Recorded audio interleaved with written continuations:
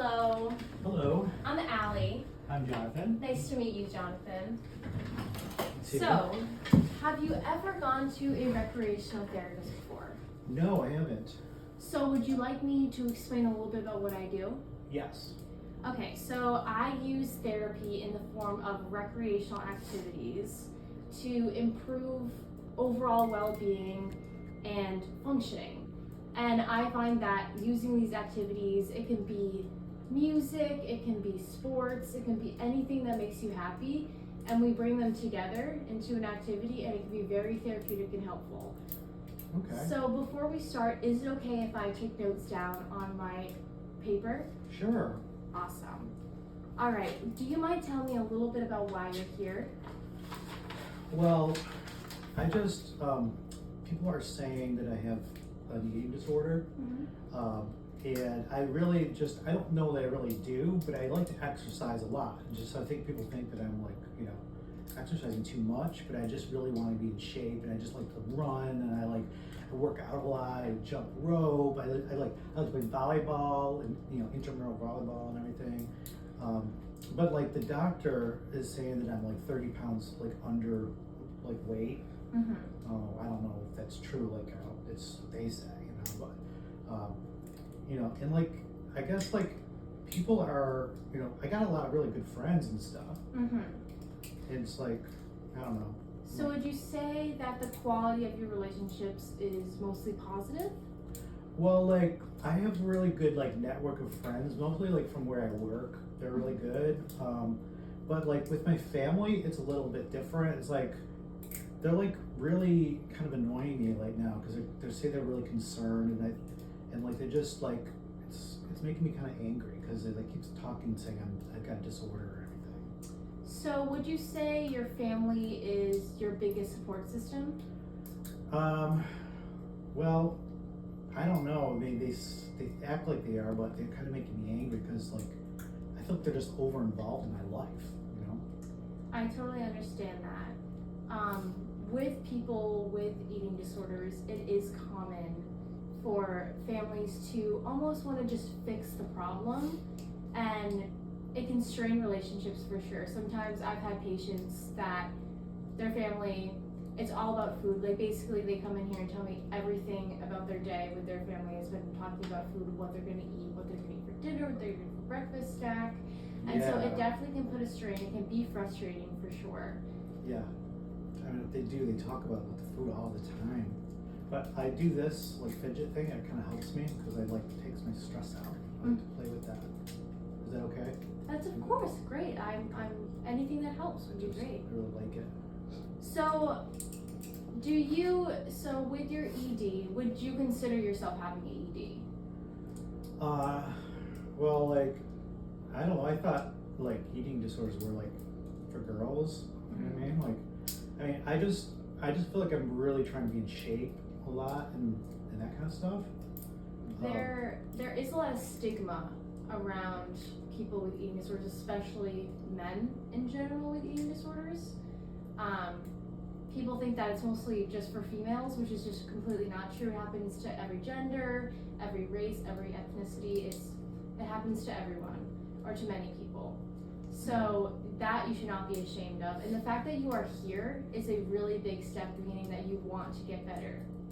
Yeah, I'm just worried that they say I'm 30 pounds underweight, and I'm just kind of worried that I'll have to eat too much or something. You know what I mean? I don't really want to eat a lot. I just want to be in shape. Right. So with excessive weight loss and thinking about food, would you consider do you count calories, think about food a lot? Yeah, but that's just because I want to be in shape. It's not really, I think it's not really a disorder. It's just I'm really obsessed about being in shape. Sometimes when a person loses a lot of weight and goes to the gym a lot, the lack of food they have can affect the thoughts they have in their head. So basically, when you're not feeding yourself the proper amount and over exercising, you can get addicted to the exercising and addicted to not eating. I know that sounds peculiar, but eating disorders can be an addiction. Not eating can be an addiction. It really Oh. can. Okay. So first of all, do you have any questions up to this point? Well, I guess I'm just wondering, like, as far as like eating goes, like, should I like make a list or something, like, of what I eat? Cause like, I think I'm eating healthy. So I think that with the help of me, if this is a good fit at the end of the session, I think a nutritionist would be a very good step too. Oh.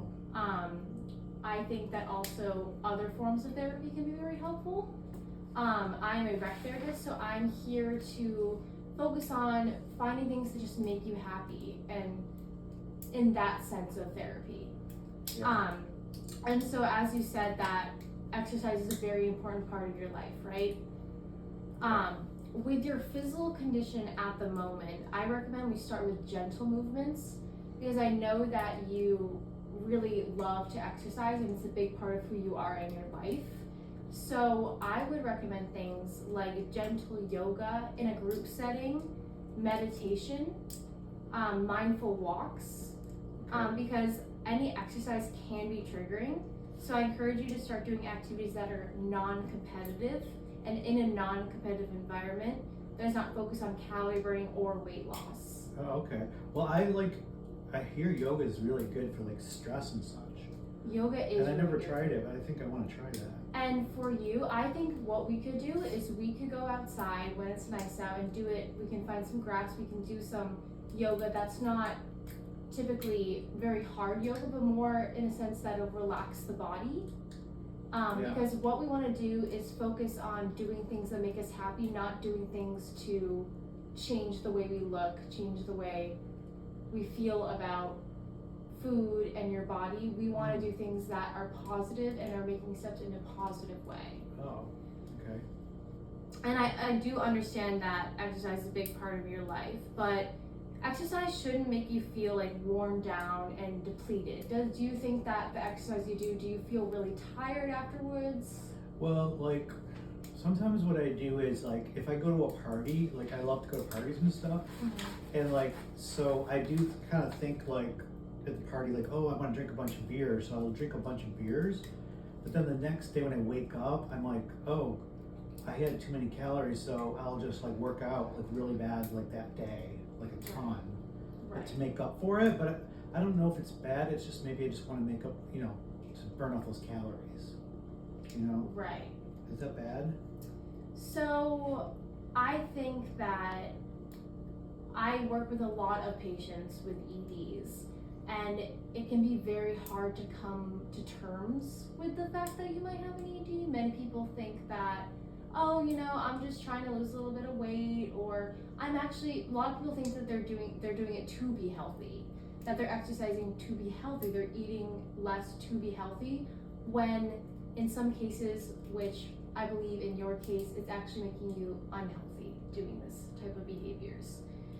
So I think we should write down some goals that we can set to help improve your quality of life. Okay, I like goals. Yeah, so I think I like to use realistic goals that, you know, they don't have to be like, I am going to do this and this and this, and it just every day, 3 hours a day, but just realistic goals that you can do a couple times a week that'll just really benefit your overall well-being. So what I think we should do is write down, let's say 2 to 3 realistic goals that we can do until we meet next time. Okay. One thing that I find that is really helpful is journaling. Have you ever journaled before? Well, for one of my classes, we had to do a little bit of that, like writing, you know, but not like a diary or anything. I never did that. Right. Yeah. Because I believe writing, you don't even need to know what you're writing about, but if you have these negative thoughts in your head and you just write down everything, write down the negative thoughts, write what you're feeling in that moment, and you see it on paper, it is very therapeutic. I do it myself. Yeah. And I believe everyone could benefit from journaling. Should I write down like the negative thoughts that come in my head sometimes? Yeah, I would really recommend that for sure. Because sometimes I do this, like if I eat if I go to say like lunch, I might eat like chicken parm, and then afterwards, like in my mind, I'll be like, oh my god, I ate too much. Like, and then I keep thinking that, oh my god, I ate too much, and I keep thinking I gotta go work out. You know what I mean? Right. Should I write that down? You can write that down right now if you want to. Write down what you're feeling at the moment. Okay. Also, so basically our brain has neural pathways that come from our thoughts. And the more we think the thoughts, and in this case, I'm thinking negative thoughts about food and exercise. When we keep thinking these thoughts, the lines, the neurons get deeper and deeper. And so you'll think more of these thoughts because it's getting deeper and deeper. So I think a realistic goal, or just an overall goal for us, would to be to just find new neural pathways, more positive thoughts. Because the more positive thoughts we think, and the more we think the positive thoughts, the more we're gonna actually believe and trust these positive thoughts. Okay. Because when you get stuck in a rut and you think all negative thoughts, those are gonna get super deep. So what we need to do is change the thoughts, and then that way the thoughts will get deeper and more positive. Yeah. But like, what would I, like, this one comes to my head a lot. Like, oh my god, I ate too much. I hear it a lot. Like, what would I say to myself? Like, to switch it? What's a better thought? So, can you repeat what you said? Like, it just, my brain just says, oh my god, I ate too much. Like, after I have a meal. Okay, so what I would think for switching that would be to be like, I ate what I needed to eat. I ate food. Food is not bad. Food is Okay. not bad. Say that again. Like, food is nourishment. Food is energy. Food is not bad. If you think about it, a car needs gas in the tank to drive. So what happens when there's no gas in the tank of the car? It just stops running. It stops running. If you think about that, food is the same exact way. Food is the gas, and if you don't have the gas or the food in you, you're not going to be able to be at the best version of yourself. Oh yeah, that's a good way to think about it. I didn't think about that. So food is like gas. So if you don't have food, your car's not gonna run. Right. Okay. Right. I'm gonna write that too. Yeah, so I think that we need to find different outlooks and experiences in a healthy way to help you recover. So I'm thinking gentle yoga. Would you be interested in mindful walks? These type of walks would be like slow walks with just me, maybe outside. Do you like nature? I love to be outside. Awesome. So we Yes. can go outside, we can take some mindful walks, and just we can have a couple topics and talk about them while we're on our walk and look at everything. I think that's a good goal. So I think maybe going on mindful walks. I think maybe doing some light yoga, and maybe trying meditation together Okay. could be some things that could help us. Those seem like some realistic goals that we can think of. Yeah, I would like to do that. Yeah, that's great. So the reason I decided to do this interview was because I saw your case and I can empathize with it because I know people who struggle with this sort of thing. And I believe recreational therapy is very beneficial, and I think that us working together, we'll be able to do it. But the thing is, we need to be on the same page. So if you feel like we are not going to work as a team, then that's okay. You can find other outlets. But if you think that we have a good connection and you feel that you can in the future trust me, we can work together and help your overall well-being. Well, I feel like I got a good vibe right now, so definitely like to try you out for sure. Great, yeah. Definitely. Yeah. All right, well, I think that that's a good start for us. Yeah. Yeah. When should I come back then? I am free, want to meet every Tuesday at 3? Oh yeah, that works out totally. Awesome. Okay. Yeah. Thank you. It was so nice to meet you, Jonathan. Thank you, doctor. I will see you next Tuesday. Okay.